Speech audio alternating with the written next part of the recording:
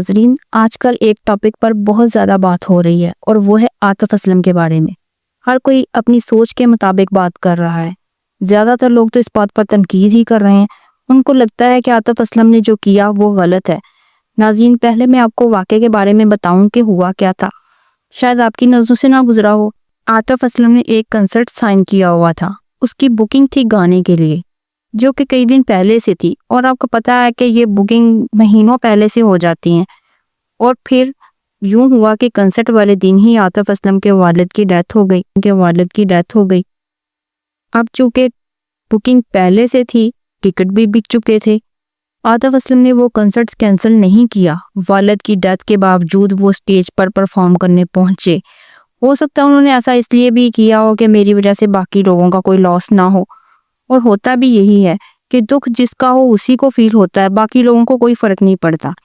اگر وہ concert cancel کر دیتے تو بھی لوگوں نے تنقید ہی کرنی تھی، اور اب اس نے جب اپنی کمٹمنٹ پوری کی، اپنے کام کے ساتھ وفاداری کی، ذمہ داری دکھائی، ایماندار رہے اپنے کام کے ساتھ، پروفیشن کے ساتھ، تو تب بھی لوگ تنقید ہی کر رہے ہیں کہ والد کی وفات کے باوجود عاطف اسلم پرفارم کرنے پہنچ گیا۔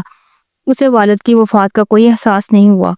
اس کا والد تھا، یہ تو وہی جانتا ہے کہ اسے احساس ہوا یا نہیں۔ اچھی بات تو یہ ہے کہ آج بھی ایسے لوگ ہیں جو اپنے کام کے ساتھ ایماندار ہیں، ذمہ داری لیں تو اسے پورا کرتے ہیں۔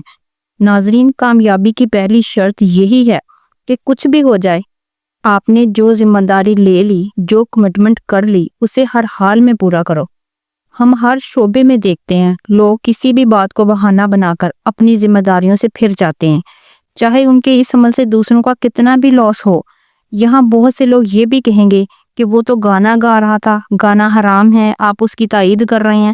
نہیں، یہاں بات پروفیشن کی یا پیشے یا کام کی نہیں ہو رہی، یہاں بات اپنے کام کے ساتھ ایماندار ہونے کی، ذمہ داری کی، اپنے کام کے ساتھ وفادار ہونے کی ہو رہی ہے، اور یہ چیز ہی آج کے انسان میں ختم ہو گئی ہے۔